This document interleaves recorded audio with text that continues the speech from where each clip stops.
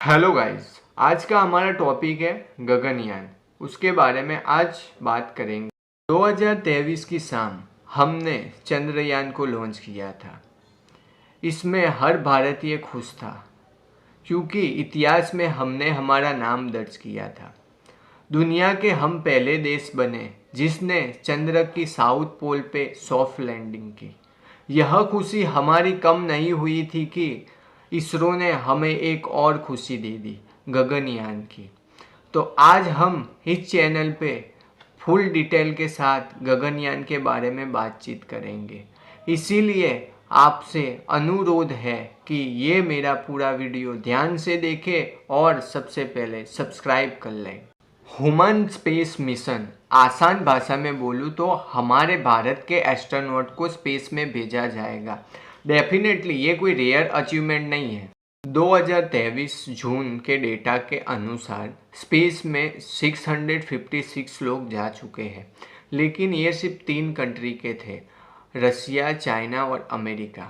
गगनयान की सफलता हमें इस लिस्ट में शामिल कर सकती है और भारत दुनिया का चौथा देश बन सकता है जो ह्यूमन को स्पेस में भेजने वाला। तो आज के इस वीडियो में हम गगनयान के बारे में फुल डिटेल से बातचीत करेंगे और गगनयान के मॉडिपोल के बारे में भी बातचीत करेंगे। तो भारत के लिए सबसे पहला मेजर चैलेंज ये था कि एस्ट्रोनॉट को सिलेक्ट करना और स्पेस में भेजने के लिए तैयार करना। 1984 में राकेश शर्मा स्पेस में जाने वाले पहले भारतीय बने। इस मिशन से पहले राकेश शर्मा कमांडो के तौर पे काम कर रहे थे, इसीलिए इसरो ने इंडियन एयरफोर्स का रुख किया। वहां से 4 जानबाज को सिलेक्ट किया और आइडेंटिफाई किया और आगे की ट्रेनिंग के लिए रसिया भेजने में आया, जहाँ पे रसिया में उन्हें रॉस्को मॉस्को, जो ग्लास्को मॉस्को कंपनी का एक भाग है, उस कंपनी के साथ एक एग्रीमेंट किया और आगे की ट्रेनिंग के लिए ये रॉस्को मॉस्को कंपनी हमारे एस्ट्रोनॉट को ट्रेनिंग देंगी।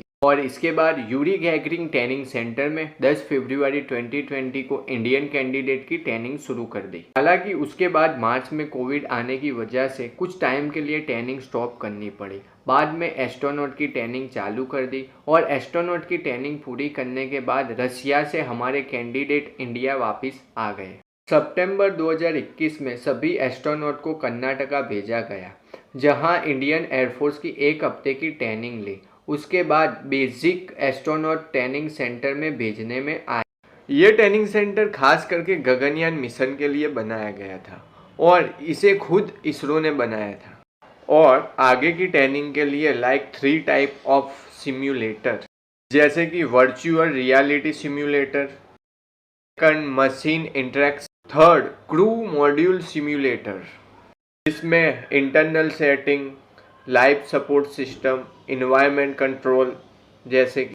और आगे की इम्पोर्टेंट ट्रेनिंग के लिए बेंगलुरु के चलकेरा में एस्ट्रोनॉट को भेजा गया। इसका काम एपेक्स कमेटी को सौंपा गया, जो राकेश शर्मा के साथ स्पेस में जा चुके रवीश मल्होत्रा, उनके साथ आगे की ट्रेनिंग शुरू की गई। इस ट्रेनिंग की फैसिलिटी ये है कि human related launcher vehicle, orbit module system, space medicine जैसी और ट्रेनिंग। एक और मेजर चैलेंज था कि मिशन के लिए तैयार होने वाला सूट, और इस सूट को बनाने के लिए रशियन कंपनी जुविजडा को काम सौंपा गया है और ये कंपनी का सूट पहन के 1961 में यूरी गागरिन स्पेस में गया और स्पेस में जाने वाला पहला ह्यूमन था।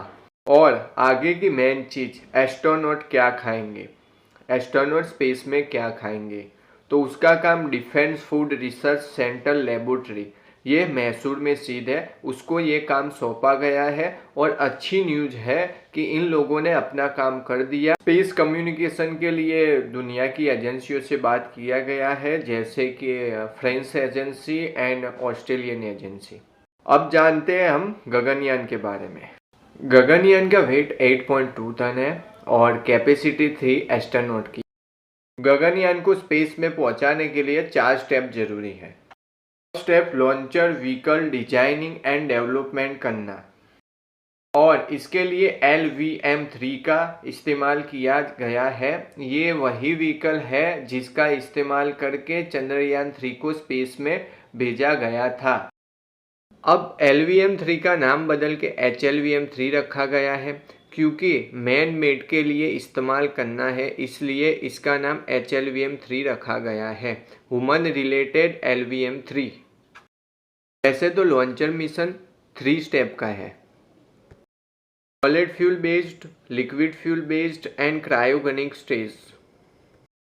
इसके अलावा orbital module and crew escape system को भी जोड़ा गया है। गगनयान को स्पेस में भेजने के बाद लॉन्चर व्हीकल से ऑर्बिट मॉड्यूल अलग हो जाए। इस ऑर्बिट मॉड्यूल को स्टेट ऑफ द आर्ट से लैस किया गया है। इसे ह्यूमन सेफ्टी के मद्देनजर रख के बनाया गया है। ऑर्बिटल मॉड्यूल में 2 पार्ट अटैच है, पहला crew module and second service module. Module को अर्थ के एनवायरनमेंट की तरह बनाया गया है। इसमें thermal protective system and pressurise system का इस्तेमाल किया गया है एंड 2 वॉल का कंस्ट्रक्शन किया गया है। इतना ही नहीं, इसमें crew interface system, human centric product, life supported system, avionic declaration system का इस्तेमाल किया गया है। यही क्रू मॉड्यूल एस्ट्रोनॉट को अर्थ पे वापस लाने का काम करेगा। सर्विस मॉड्यूल का काम ये है कि ऑर्बिट में रहकर क्रू मॉड्यूल को सपोर्ट देना, जैसे कि diplomat mechanism, thermal system, power system, avionic system. और सबसे आखिर में आती है क्रू एस्केप सिस्टम। अगर लॉन्चर को टाइम पे कोई भी प्रॉब्लम आती है तो प्रॉब्लम से बचने के लिए क्रू एस्केप सिस्टम काम में आती है और इसीलिए डिजाइन किया गया है, अपनी लोकेशन पे सेफ लैंड कर सकता है। इस सिस्टम में quick acting and higher burn rate solid motor का इस्तेमाल किया गया है। इसके पहले अनमैनेड मिशन किया जाएगा। इसमें एक रोबोट होगा, इसे स्पेस में भेजा जाएगा और स्पेस में जाके सिस्टम की परफॉर्मेंस को स्टडी करेगा। सिंपली भाषा में बोलूँ तो स्पेस में आने वाली प्रॉब्लम को वेरीफाई करेगा और इसके बाद मैन मेड मिशन किया जाएगा।